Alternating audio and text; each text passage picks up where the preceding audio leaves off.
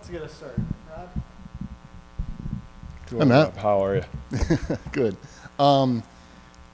What is it about this Baylor team? I mean, obviously they're really deep in the backfield, been really strong up front on both sides of the ball. How do they impress you in, I guess, those areas? I think they have a elite team speed across the board. I think when you look at this football team, it doesn't matter what the position is.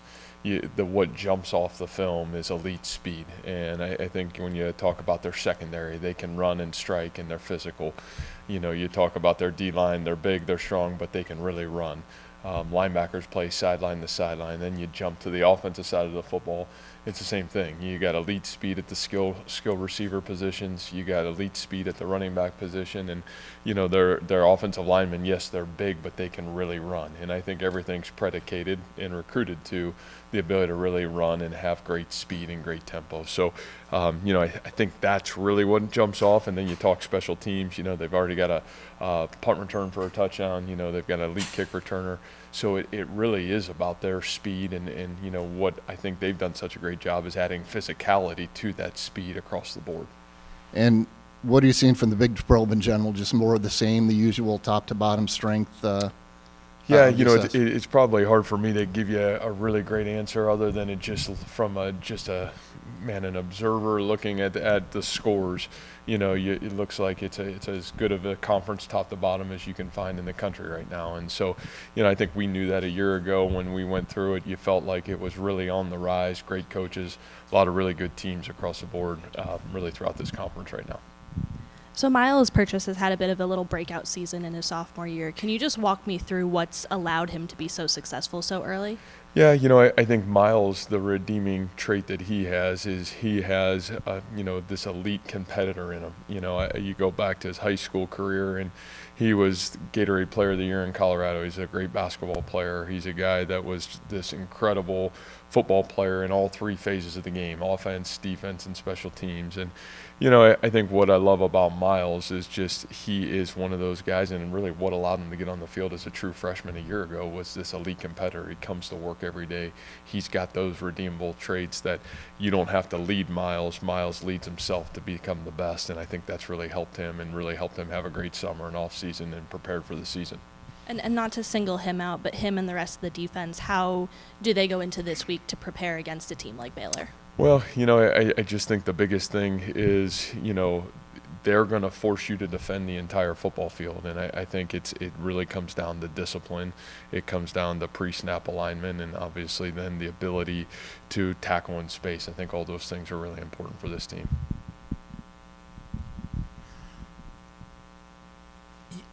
You've said a gazillion times in the 7 years that I've known you, however long it's been, that you don't care about stats. Jirel didn't play in the second half. Was that looking forward, trying to get the other guys in, looking forward to keeping him healthy the rest of the year? What was kind of behind that? Yeah, I don't even know if I knew that if he did or didn't play in the second half. I think the biggest thing for us is that backfield is one of those backfields that we're very confident in. And, I think Jirel is off to such a great start. Statistically, not statistically, I think we're just continuing to try to rotate guys, keep guys fresh, and continue to see who and what the best combinations that we can have on the football field as we continue to grow as a football team. One more thing. Do you prepare any differently? Because at least on paper, this could be a very defensive game. Do you prepare any differently if you're playing a team that's very defensive compared to a team that's, possibly very offensive? Yeah, I think every game, we've talked about this, Randy, forever, is just every game's got a certain flow. And sometimes you think you know what the flow of the game's going to be, and you try to, guess it the best way possible, and then you get in and you have to adapt. And so I think you're always preparing, all three phases of the game to kind of fit, number one, your personnel, and then number two, obviously what you're trying to face. So, I think, again, we've faced some really good defenses already this year and been in those games, and, you're facing an outstanding football team across the board right now. Certainly all three phases, they're a great football team. And so you give them credit where it's due, and then get your guys ready to go play and try to put our guys in the best position to be successful. You played over 30 guys, I think, on each side of the ball against Ohio. Number was pretty high in the opener as well. Out of that next batch of guys, who have you really been most impressed with, like revelations that maybe have earned a shot down the stretch here? Yeah, I still think that there's a lot of guys that did a lot of great things, and it's probably hard for me to single, individuals out. I think when I look at it, I look at those guys that have earned those reps, and then who's playing really great for us on special teams. Miles Mendezun continues to do a great job for us. I mean, I think he's leading our team right now in special teams tackles, and again, played really good. Joey Peterson, I think, went into the football game, played really good. Hunter Zenzen went into the game and played really good. Deion Silas went into the game and played really good.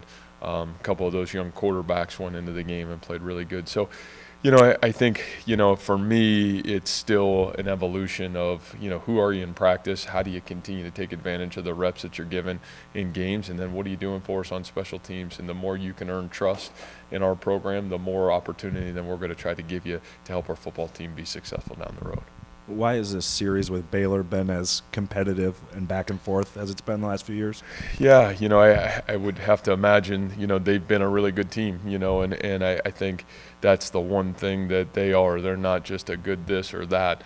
They're a good football team, and they're going to challenge you in all three phases. They're going to try to beat you in all three phases, and they can beat you in all three phases. And so, I think we try to be that same version and try to be the best we can be in all three phases and put ourselves in the best position to be successful. But really well-coached team, a team that's really disciplined and really gives themselves a chance to win every time they go out and play.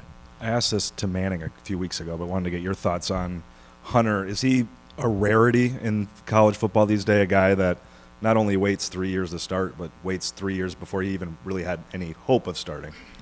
Boy, if we are in a rarity, that's too bad for our sport. It's one of those things where I think we grew up, and in my mind, I still think that's how the sport of college football is played. It's very hard to be a true freshman and be asked to carry the load of the entire team at any position. And, I think that's why you see in the National Football League, it's so few rookies are actually starting in the National Football League. There's usually a year or two grace period till they become that. And I think the jump is even bigger from high school to college. So if it is a rarity, I think that's foolish. I do think what Hunter did is took great opportunity of his time growing under Brock, growing in terms of, becoming a college quarterback, growing in a college scheme, the process of how to prepare to play. I think those things were a great benefit to him, and I think that's why you're seeing him get off to a really positive start so far, is because he didn't waste those opportunities. He used those opportunities to be prepared for the moment. So I think more than anything, maybe the rarity is how he used that time to benefit himself rather than trying to get on the field or whatever that may be. I guess the other rarity of him is just timing, and that he's a guy that is technically draft eligible after this year, but also has 3 years of eligibility beyond that. How do you look at his long-term projection and your roster management with such a unique situation like that? Yeah, I probably don't. I don't even look at it. I think for us, we haven't even.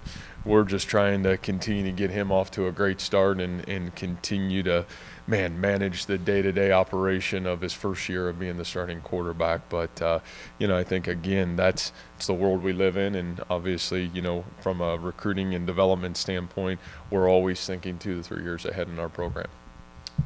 After being able to watch the film, I'm just curious what you guys saw on the blocked extra point, and then what are you doing on some of those things to clear those up? Obviously, had the 2 blocks kicked against Iowa as well. Yeah, I think it's really twofold in both of those. You got to remember there's 2 young pups in terms of the kickers and the punters, and so operationally we got to continue to be the best we can be in some of those situations. And then from a protection standpoint, I think there's certainly they're not as clean as they could be either. So I actually think both of those situations are a combination of both. And, it's like I said, I know when you have young players in some of those positions, you're kind of going to go through a little bit of growing pain and trying to get yourself to be your best here as we get down the stretch run. But both areas continuing to clean up, and I thought we made great strides in the punt game in terms of the protection piece of it.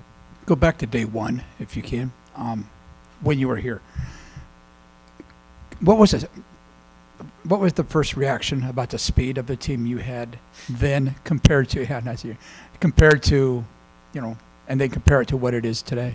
Yeah, I don't even think, I think the thing that was probably as much of comparing ourselves is what you saw in this conference. And Randy, you got to remember we're coming in where you're talking about, man, Baylor at it's it's such a great place. Oklahoma, it's such a great place.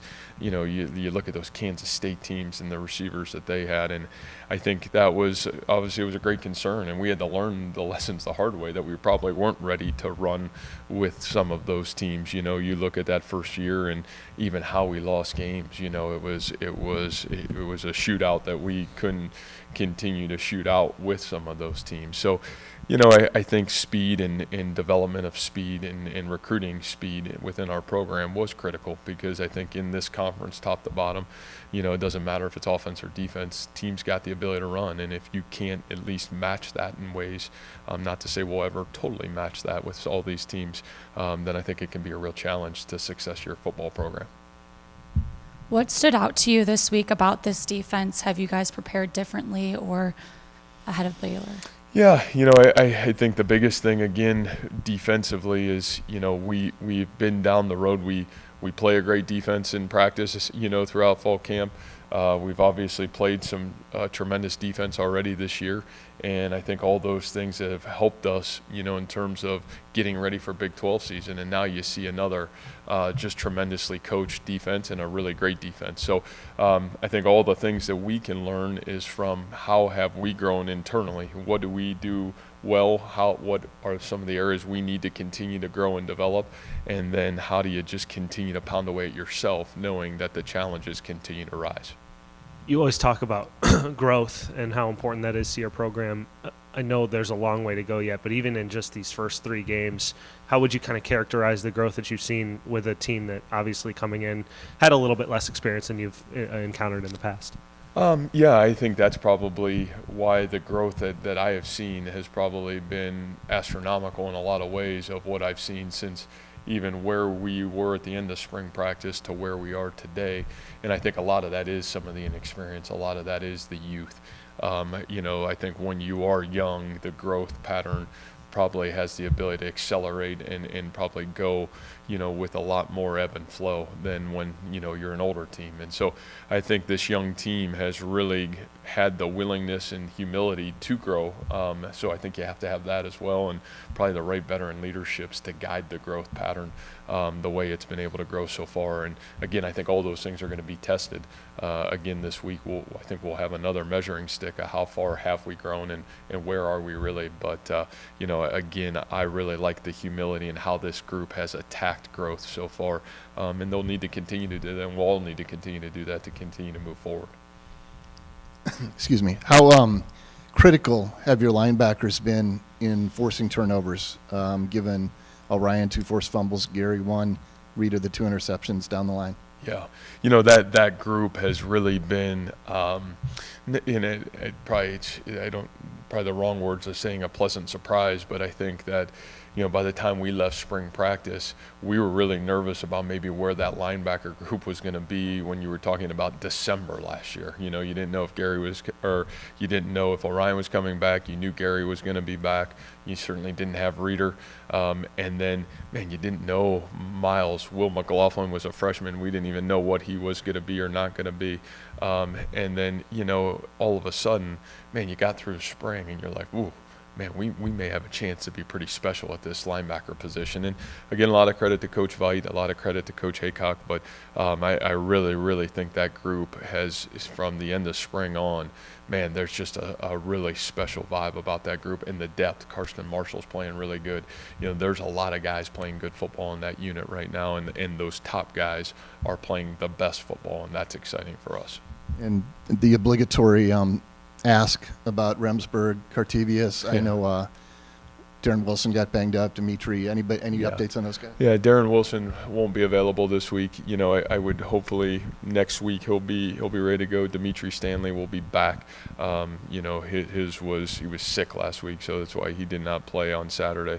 And then, you know, I think Cartevius, my expectation is both of those guys will be available. You know, both guys, again, I think Jake dressed out. We almost had him ready to rock and roll.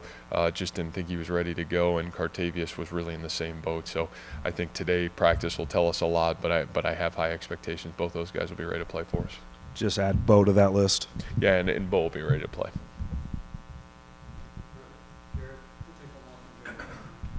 This is kind of off topic from Saturday's game, but it came out this morning that, and I know you're someone who appreciates the tradition and pageantry of college football. It came out this morning that once Oklahoma goes to the SEC, they won't continue the Bedlam game against Oklahoma State. I'm just curious, the trajectory of college football, do you feel like the sport is losing something by losing some of these traditional rivalries that we've gotten used to over 100 years? Yeah. Yeah, you know, Jared, we're just in such a unique time. There's a traditionalist about me that loves the tradition of our sport and the rivalries, those rivalry games, those experiences. And you see so much of that, you know, even as it's come back a little bit. You know, I think some of those teams that have played, I think what Kansas State played Missouri 2 weeks ago, and, you know, the excitement that surrounded that game within the conference, and, you know, Texas and Texas A&M, you know, there's so much of that out there. And so it'll be really interesting to see where our sport goes. You know, I think we're very, and I think it's hard to make it's hard to make man, I'm going to stand on the table and make this statement, because I still don't think we have any idea where this is all heading. I think we got to let the kind of next couple of years kind of see where it goes, let it all settle itself out, and then make a decision where are we in our sport. But I think it's a time of change, and, you know, any time it changes, I think you got to give it a little bit of time to see where we're really at, and then make the best decision on where are we and is it the best thing for the future of our sport. Thank you. All right, guys. Thank you.